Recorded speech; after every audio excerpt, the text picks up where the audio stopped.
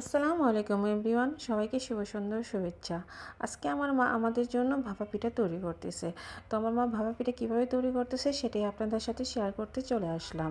তো আজকে দেখা যাচ্ছে আমার মা এখানে পিঠা তৈরি করতেছে।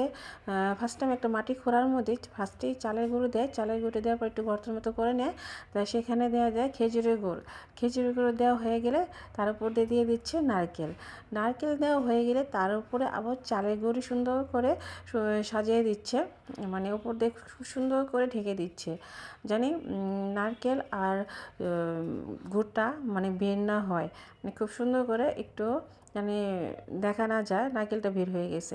এইভাবে প্রত্যেকটা পিঠা মাটি খুঁড়ার মধ্যে বানিয়ে নিচ্ছে এবং সবগুলা ভরা হয়ে গেলে একবারে তো দেখা যাচ্ছে এগুলো আবার মাটির চুলায় সিদ্ধ করতে নিয়ে যাওয়া হবে। তো এইভাবে আমার মা প্রত্যেকটি পিঠা এইভাবে বানিয়ে নিয়েছে, বানিয়ে এইভাবে সাজিয়ে রাখছে। সাজিয়ে রাখার পর এখন এগুলাকে মাটির চুলায় নিয়ে যাওয়া হবে। মাটির চুলা নিয়ে যাওয়ার পরে এগুলাকে সিদ্ধ করা দেওয়া হবে। তো এই ফাঁকে দেখা যাচ্ছে আমার মা মাটির চুলা জ্বালিয়ে দিয়েছে। তো মাটির চুলা জ্বালানোর পর দেখা যাচ্ছে যে এখানে একটা খাঁচির মধ্যে 3টা করে পিঠা দেওয়া হয়। তো এখানে দেখা যাচ্ছে 3টা পিঠা এখনও সিদ্ধ করা হয়ে গেছে। এখন একটা করে আমার মা নামাচ্ছে। দেখেন কি সুন্দর পিঠা হয়ে গেছে। প্রত্যেকটা পিঠাই কি সুন্দর, তো অনেক সুন্দর করে আমার মা পিঠাগুলো বানাইছে। একটা নামাতে যে একটা ভেঙে গিয়েছে, আর আরেকটা পিঠা নামাতে পারতেছে না, খুবই তাপ লাগতেছে আমার মার হাতে, মানে খুব গরম লাগতেছে।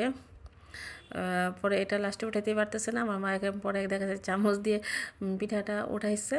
তো দেখেন এই পিঠাটা খুব সুন্দর হয়েছে। তো এইভাবেই প্রত্যেকটা পিঠা আমার মা বানিয়ে নিয়েছে খুব সুন্দর করে আমাদের জন্য। আর তারপরে আবার বাকি পিঠাগুলো এইভাবেই একটা নেটের জালের মধ্যে দিয়ে আবার সিদ্ধ করতে দেওয়া হচ্ছে। দেখেন কত সুন্দর করে পিঠাগুলো মানে দিতেছে, মানে নেটের উপরে দিয়া পরে এটা টোকা দেয়া একটু, তারপরে এই তো আবার ঢেকে দেওয়া হচ্ছে, মানে সুন্দর করে জানি সিদ্ধ হয়ে যায় পিঠাটা। এভাবে প্রত্যেকটা পিঠাই দেওয়া হবে, দেওয়া হলে সুন্দরভাবে সিদ্ধ করা হবে। 3টা করে পিঠা দেওয়া হচ্ছে, দেওয়া হলে তারপর ঢাকনা দিয়ে ঢেকে দিবে প্রত্যেকটা পিঠাই। আর দেখেন প্রত্যেকটা পিঠা এইভাবে মাটির উপর মাটির খোঁড়ার মধ্যে দেওয়া ছিল, তবে ওগুলো নেটের উপর আবার ঢেলে দিচ্ছি কত সুন্দর করে। আমার কাছে খুব ভালো লাগতেছে এই প্রসেসটা।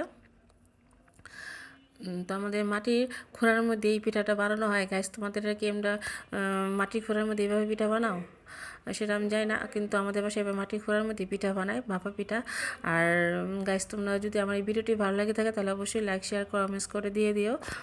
আর ভাপা পিঠা খাওয়ার দাওয়াত রইল, আমাদের বাসায় এসো, ভাপা পিঠা খেয়ে যেও, খুবই ভালো লাগবে। আর এইভাবে বানানো শেষ করে আমরা গরম গরম ভাপা পিঠা খাওয়া শুরু করলাম। এই তো যে কটা বানানো হয়েছে ফার্স্ট টাইমে, এই তো।